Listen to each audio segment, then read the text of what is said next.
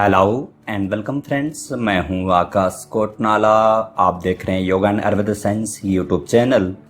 दोस्तों, आज फिर से घेरण संहिता का एक न्यू टॉपिक, न्यू लेक्चर लेकर के आप सभी के बीच में उपस्थित हूं।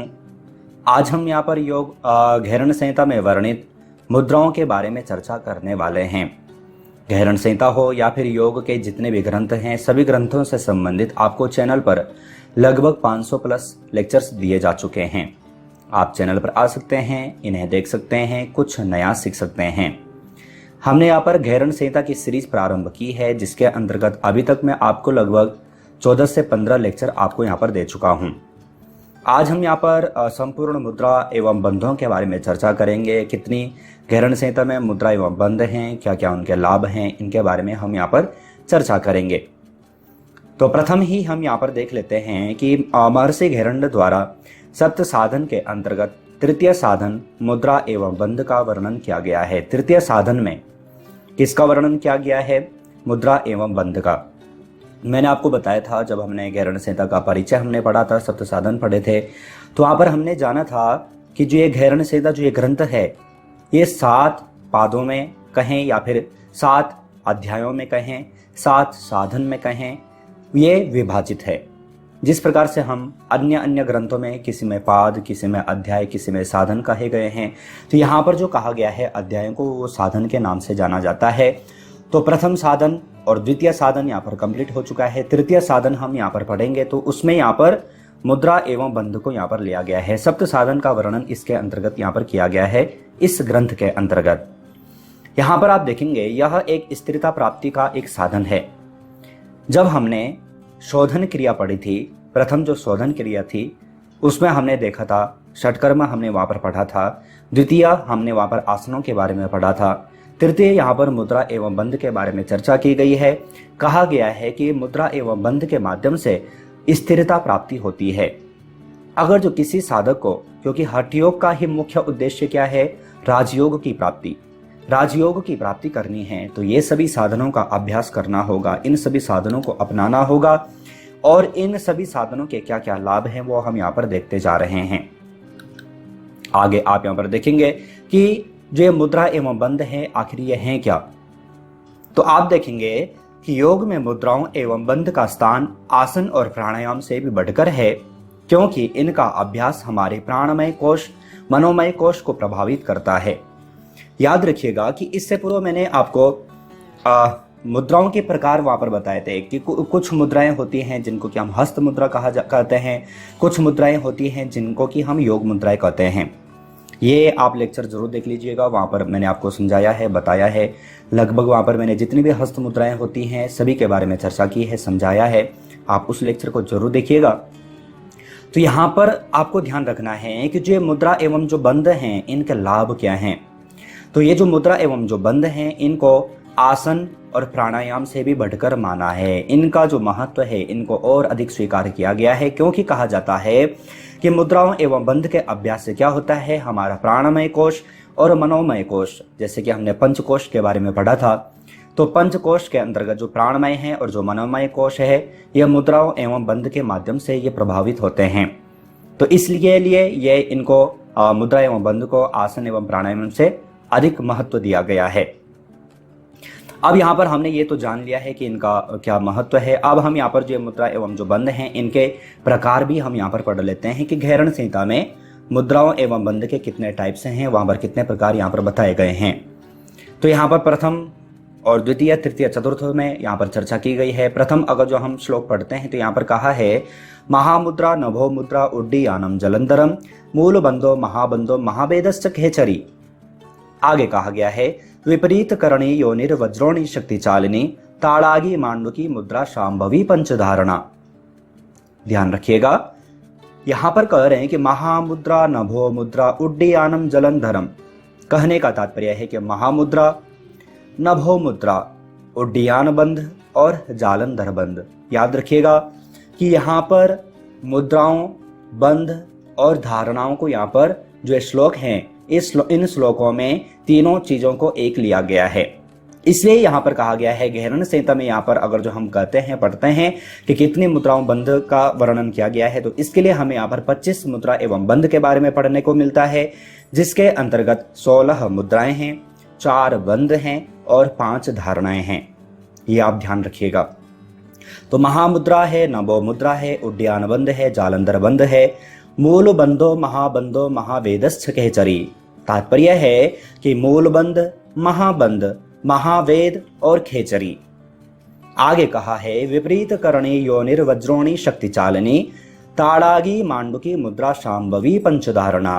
कह रहे हैं कि विपरीत करणी मुद्रा, योनि मुद्रा, वज्रोणी मुद्रा, शक्ति चालिनी मुद्रा, ताड़ागी मुद्रा, मांडुकी मुद्रा, शांभवी पंचधारणा। और ये शांभवी क्या है? शांभवी मुद्रा। ये सब ऊपर यहाँ पर पंचधारणा, और इसके अलावा यहाँ पर 5 धारणाएं कही गई हैं। 5 धारणाएं कौन कौन सी हैं? तो जो पंच महाभूत हैं उनको यहाँ पर पंच धारणा के नाम से जाना गया है। याद रखिएगा, मैं फिर से कह दूं, श्लोक आप अगर जो याद कर लेते हैं तो आपको आसानी होगी समझने में। यहाँ पर 16 बंध मुद्राओं के बारे में चर्चा की गई है, 4 बंध के बारे में चर्चा की गई है, और पंच धारणा का तात्पर्य है जो पंच महाभूत हैं उनमें धारणा करना पंच धारणा कहा गया है। धारणा को अगर जो हम पातंजल योग सूत्र के अनुसार पढ़े तो वहाँ पर कुछ अलग कहा गया है। खैर, पातंजल योग सूत्र के लगभग मैं आपको 24 लेक्चर्स चैनल पर दे चुका हूँ। तो यहाँ पर मैं एक बार फिर से यहाँ पर रिपीट कर देता हूँ। महामुद्रा कही है, नभो मुद्रा, उड्डयन, जालंधर, मूलबंध, महाबंध, महावेद और खेचरी। विपरीत करणी, योनि, वज्रोणी, शक्ति चालिनी, ताड़ागी, मांडुकी मुद्रा, शांभवी पंचधारणा। आगे कहते हैं अश्वनी, पाशनी, काकी, मातंगी च भुजंगिनी पंचविंशति मुद्राश्च सिद्धिदा इह योगिनाम। अश्वनी, पाशनी, काकी, अश्वनी मुद्रा, पाशनी मुद्रा, काकी मुद्रा और मातंगी और भुजंगिनी। तो ये भी यहाँ पर मुद्राओं के बारे में चर्चा की गई है। तो इस प्रकार से इनको मिलाकर के, सभी को मिलाकर के पंचविंशति यानी कि 25 मुद्राएं कही जाती हैं। सिद्धिदा इह योगिनाम, ये सब क्या है? योगियों को सिद्धि प्रदान करने वाले हैं। ये सब अगर जो हम मुद्रा बंध धारणाओं का अभ्यास करते हैं तो कहा गया है कि इनका जो मुख्य लाभ है क्या है? ये योगियों को सिद्धि प्रदान करते हैं। यहाँ पर अगर जो हम देखेंगे भी, यहाँ पर टाइप अगर जो हम देखेंगे भी, कहा गया है कि उपरोक्त मंत्रों में 16 मुद्राओं, 4 बंधों और 5 धारणाओं का वर्णन किया गया है। तो ये आपको याद रखना है, मैंने आपको समझा दिया है, आपको बता दिया है। घेरण संहिता के अनुसार अगर जो एग्जाम में पूछा जाता है तो आपको इसी प्रकार से देना है। आपको ध्यान रखना है कौन कौन से हैं, ये मैंने आपको बता दिया है। कोई भी अगर जो आप कहीं पर भी इंटरव्यू अगर जो दे रहे हैं, एग्जामिनर अगर जो आपसे पूछ रहा है तो आपको इसी प्रकार से व्याख्या करनी है। आगे इनका लाभ भी देख लेते हैं। तो मुद्रा एवं बंध के लाभ क्या हैं? तो जैसे कि मैंने अभी आपको बताया कि स्थिरता प्राप्ति के साथ साथ प्राणोत्थान तथा कुंडलिनी जागरण के लिए भी मुद्राओं का अभ्यास किया जाता है। याद रखिएगा, स्थिरता प्राप्ति के साथ साथ मैंने आपको बताया है कि मुद्राओं के अभ्यास से स्थिरता प्राप्त होती है। प्राणोत्थान अर्थात प्राणों का उत्थान होता है और कुंडलिनी का जागरण होता है। जब हम कुंडलिनी शक्ति को पढ़ेंगे तो वहाँ पर हम देखते हैं कि कुंडलिनी शक्ति का जागरण किस प्रकार से होता है। तो वहाँ पर अधिक से ज़्यादा जो अभ्यास कहा गया है वो मुद्रा एवं बंधों का अभ्यास के लिए वहाँ पर कहा गया है। तो कुंडलिनी जागरण के लिए भी जो मुद्राएं हैं इनका अभ्यास अधिक स्वीकार किया गया है, इनका महत्व स्वीकार किया गया है। तो इस प्रकार से आपको जानना है जो ये घेरण संहिता है, इसमें जो मुद्रा बंध हैं कितने हैं, इनके क्या क्या लाभ हैं। आगे के लेक्चर में हम इनको प्रत्येक मुद्रा बंध और धारणाओं के बारे में अलग से चर्चा करेंगे, किस प्रकार से की जाती है, इनके क्या क्या लाभ हैं, इनके बारे में हम अलग से लेक्चर में चर्चा करेंगे। आगे आप सभी को मालूम है कुछ प्रश्नोत्तरी सीरीज लेक्चर से संबंधित आपको चैनल पर दी जाती हैं। कुछ प्रश्न आप सभी के समक्ष यहाँ पर हैं जिनके आंसर आपको यहाँ पर देने हैं। प्रथम प्रश्न है, निम्नलिखित में से मुद्रा एवं बंध कौन सा साधन है? द्वितीय, तृतीय, चतुर्थ या फिर पंचम। तो जो मुद्रा एवं बंध का जो चैप्टर है, साधन है, यह कौन सा साधन है आपसे पूछा है, मैंने आपको बता दिया है। आपको सही आंसर छांट करके वीडियो के कमेंट बॉक्स में भेजना है। दूसरे प्रश्न की ओर चले। निम्नलिखित में से घेरण संहिता में आसनों के भेद हैं 32, 84, उपरोक्त दोनों, कोई नहीं।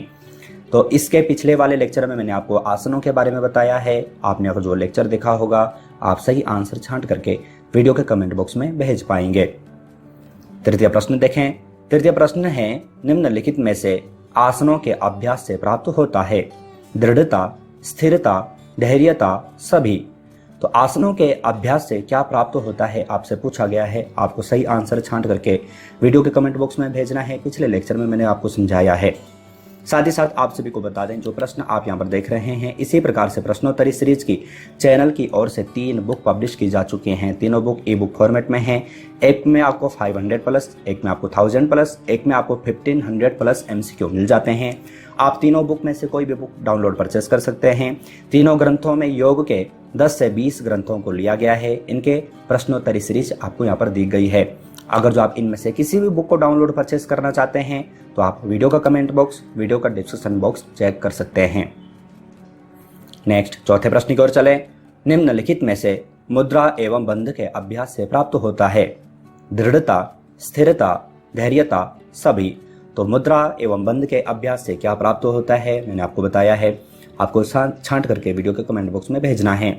ये सभी प्रश्न इसलिए दिए जाते हैं कि आपने लेक्चर को कितना ध्यानपूर्वक देखा, आपको कितना समझ में आया है। ये सब जानने के लिए आपको प्रश्नोत्तरी सीरीज दी जाती है। तो आज हमने यहाँ पर घेरण संहिता का एक न्यू टॉपिक, एक न्यू लेक्चर हल किया है। आशा है ये लेक्चर आपके लिए यूजफुल रहा होगा। यूजफुल था तो आप लाइक जरूर कीजिएगा। साथ ही साथ अपने फैमिली फ्रेंड्स लोगों तक जरूर शेयर कीजिएगा। साथ ही साथ अगर आप चैनल से और अधिक जुड़ना चाहते हैं, आप जैसे ही चैनल पर ज्वाइन बटन पर क्लिक करेंगे, आपके समक्ष चैनल की ओर से 3 प्लान नजर आ जाएंगे। आप अपनी इच्छा अनुसार कोई भी प्लान ले सकते हैं, किसी भी खास एग्जाम की तैयारी कर सकते हैं। कोई भी लेक्चर आप चैनल पर हफ्ते भर पहले देख सकते हैं। आज हमने यहाँ पर घेरण संहिता में वर्णित मुद्रा एवं बंध के बारे में जाना है। इसी प्रकार से न्यू टॉपिक, न्यू लेक्चर के साथ में आप सभी से फिर से मुलाकात होगी।